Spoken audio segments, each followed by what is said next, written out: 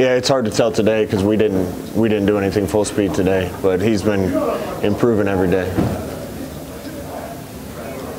How do you like the today and the whole week how it's gone? It's been getting better every day this week. You know, a lot of things changing and shifting on us.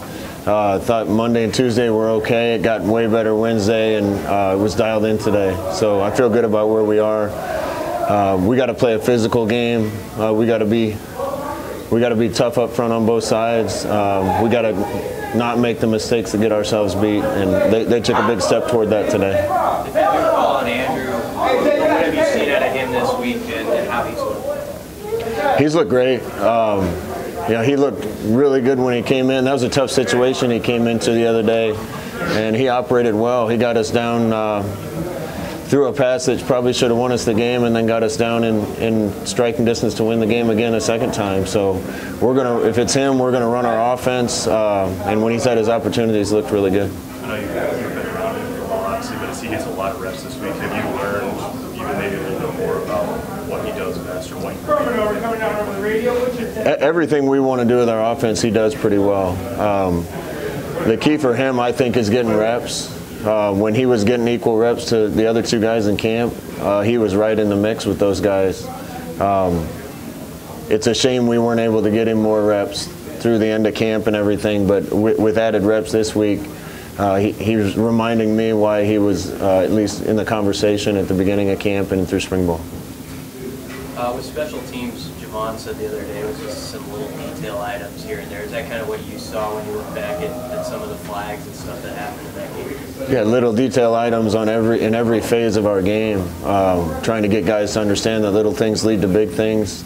Those little things, if it's one of them, aren't that big a deal, but when you make that many little mistakes, you take away any one of them, and that last game is probably different. So hopefully our guys have learned their lesson about that. We can't have penalties on special teams. We got to have better starting field position. You talked to you guys this week about, you know, the team coming in being the underdog and put the target on your guys' back, but they seem to understand that. No, we've been talking to them about it. Every game matters for us. We're going to approach every game the same. But I've coached at a place like this, and when you go play a game like this, it's like the Super Bowl for them. It's a great opportunity for a team to come into an environment like this and try to win, and they did it last year. They went into LSU, which is one of the best environments in the country, and beat them pretty handily. So I think our guys know what they're in for. They're going to play a really well-coached team that's going to play their butts off, and we have to play harder than them. How did the new headset rule play out for you guys last week? Did it go pretty smoothly, or were there things that bugged you about it? The only thing that bugs me about it is, well, two things. Is one, changing the rule to try to affect change on something where most people are doing the right thing anyway, and there's a few that aren't, and the rest of us have to suffer for it. I know the other thing that bothers me is the age limitation on it. If you're over a certain age and you're not a GA, but you're a quality control, then you can't be on a headset, and that doesn't seem right to me. That seems like they're discriminating against older coaches that are still trying to help with teams.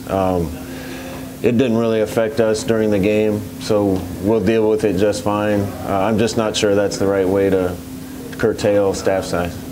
Coach, what will go in your decision on whether you play Martinez or not? Is it strictly physical, or is it, you know, that you want to rest him or something like that? No, it's strictly physical. We got to make sure that he can run all the things that we want to run, that he's healthy enough to be able to avoid and protect himself, and the biggest thing is we have to make sure he's healthy enough that there's no added risk to further injury. At what point before the game do you think you want to make a decision? It might be 2 minutes before kickoff. He's going to be out there warming up. He's looked really good, getting better. I don't know if it'll be this week. I don't know if it'll be next week. He might look great tomorrow and be ready to go. He might not look great a week from Friday. I feel really good about where he is right now, considering how bad the play looked, but it's just day to day. Speaking specifically about the walkthrough today, how much did having a game under their belts help them with kind of going through the process of that walkthrough? It helps a ton. You know, it was just unfortunate this team didn't get to play 2 weeks ago, and we're kind of a week behind. But listen, those things happen. This is my 3rd year in a row, as I said, dealing with a cancellation, and we're going to do the best we can to get our team right no matter what the circumstances.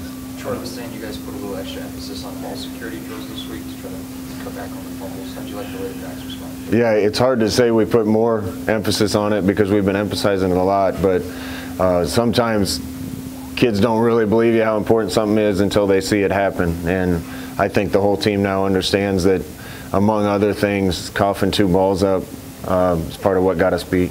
No, it's not just your decision, but has there been progress on finding the 12th game, and do you have a preference at this point on October versus December?